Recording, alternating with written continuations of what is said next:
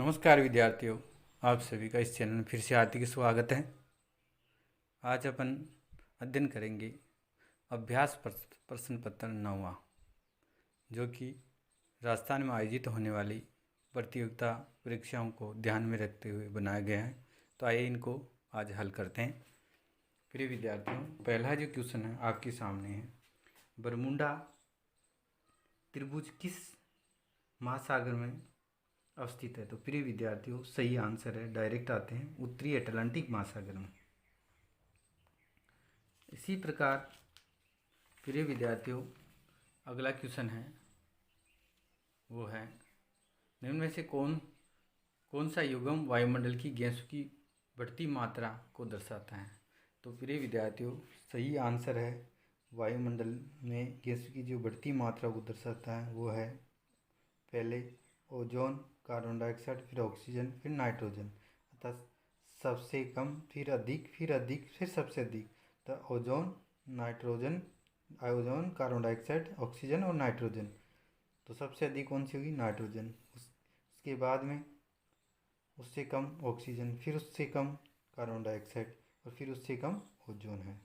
इसी प्रकार यहाँ भी दे रखा है, देखो, सबसे अधिक मात्रा नाइट्रोजन की पाई जाती है प्रिय विद्यार्थियों, 78.03 है।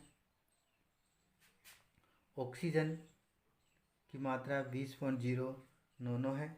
ऑर्गन की मात्रा 0.93 है। कार्बन डाइऑक्साइड की मात्रा 0.03 है। इसी प्रकार इसी क्रम में अगला जो क्वेश्चन है, हरित गृह प्रभाव जिसे ग्रीन हाउस इफेक्ट का कहा जाता है, क्या अर्थ है? तो प्रिय विद्यार्थियों, सीधे अपन आंसर पर आते हैं, वो है वायुमंडल में ग्रीन हाउस गैसों के घनीकरण के कारण वायुमंडल में तापमान का बढ़ना ग्रीन हाउस इफेक्ट कहलाता है। और इसकी यहाँ भी व्याख्या कर रखी है प्रिय विद्यार्थियों, थोड़ा इसको संक्षिप्त दृष्टि से देख लीजिए। वायुमंडल में कार्बन डाइऑक्साइड की मात्रा बढ़ने से भूमंडल का तापमान बढ़ जाता है। इसे भूमंडलीय तापमान कहते हैं, ग्लोबल वार्मिंग कहते हैं। कार्बन डाइऑक्साइड, वायुमंडल में कार्बन डाइऑक्साइड एक महत्वपूर्ण गैस है, यद्यपि इसकी मात्रा सिर्फ 0.03%, फिर भी पृथ्वी के ताप को ये नियंत्रित करती है और गैर वातावरण की अवरक्त किरणों का पूर्ण रूपेण अवशोषित कर पुनः पृथ्वी पर परावर्तित हो जाती है। इसका परिणाम यह है कि पृथ्वी की यह सतह पूर्ण रूपेण गर्म हो जाती है। इसी क्रिया को हरित गृह प्रभाव कहते हैं या वैश्विक तापमान ग्लोबल वार्मिंग कहते हैं। इसके लिए CFC कार्बन डाइऑक्साइड मुख्य उत्पाद है, मेथिल, नाइट्रिक ऑक्साइड और ओजोन आदि गैस उत्तरदायी मानी गई है, जिनको ग्रीन हाउस गैस कहा जाता है। इसी प्रकार चौथा है, किस प्राकृतिक प्रदेश में वनस्पति की सर्वाधिक विविधता देखने को मिलती है? तो प्रिय विद्यार्थियों, सीधे डायरेक्ट आते हैं, वो मिलती है, प्राकृतिक विविधता मिलती है वो सबसे अधिक विस्तृत रेखीय प्रदेशों में मिलती है।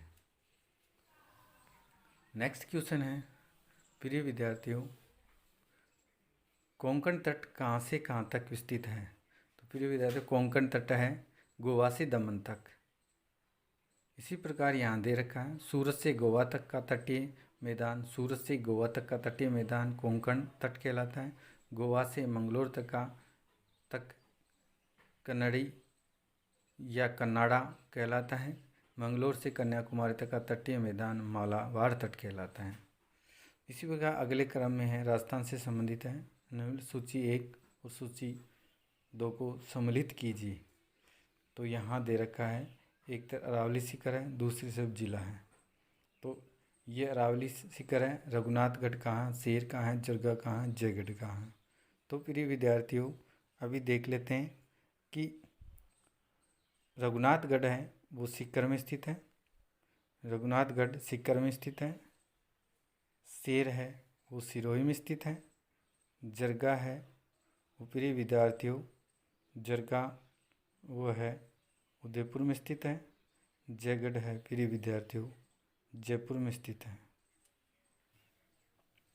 इसी प्रकार अगला क्वेश्चन है, राजस्थान की कुबड़ पट्टी कहाँ है?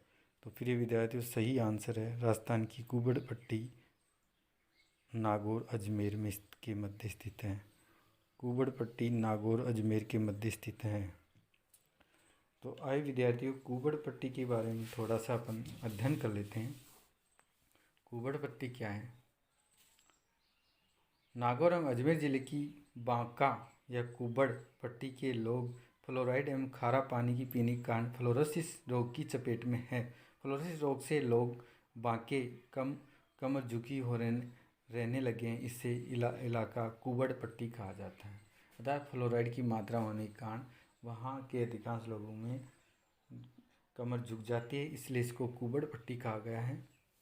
अगला नेक्स्ट क्वेश्चन है, वो है प्रिय विद्यार्थियों अंतः प्रवाहित क्षेत्र राजस्थान के जिस भाग में है वह क्षेत्र है। तो प्रिय विद्यार्थियों सीधे उत्तर पर आते हैं, उत्तरी पूर्वी क्षेत्र। उत्तरी पूर्वी क्षेत्र में अंतः प्रवाह क्षेत्र तथा इंटरनल ड्रेन सिस्टम पाया जाता है। इसी क्रम में अगला नेक्स्ट क्वेश्चन है, वो है आपका जब पुष्कर की पहाड़ियों में भारी वर्षा होती है तो बाढ़ कहाँ आती है।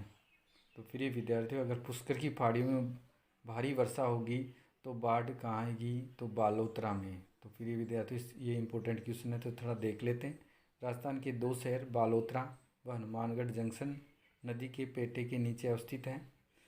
अतः लूणी नदी में अधिक जल होने पर बालोतरा में व घग्गर नदी में अधिक जल होने पर हनुमानगढ़ जंक्शन में बाढ़ आती है। तो प्रिय विद्यार्थी ध्यान रखना, जब पुष्कर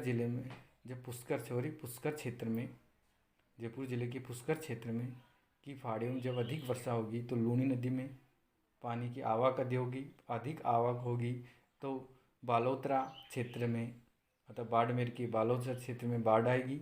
इसी प्रकार यदि आगे दे रखा, यदि घग्गर नदी में कालका की पहाड़ियों में जो बरसात होगी तो घग्गर नदी में अधिक पानी की आवक होगी।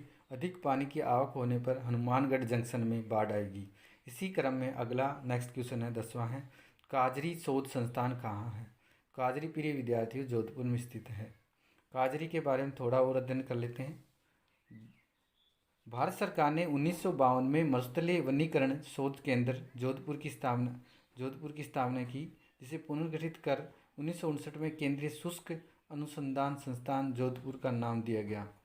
इसी प्रकार नेक्स्ट क्वेश्चन है प्रिय विद्यार्थियों, पिछोला झील को वर्तमान में किस झील से जोड़ा गया है। क्या कह रहा है, पिछोला झील को वर्तमान में किस झील से जोड़ा गया है। तो प्रिय विद्यार्थियों पिछोला झील को फतेह सागर झील से जोड़ा गया है। देखो फतेह सागर झील, इस झील की आधारशिला ड्यूक ऑफ कर्नाट द्वारा रखी गई। इसका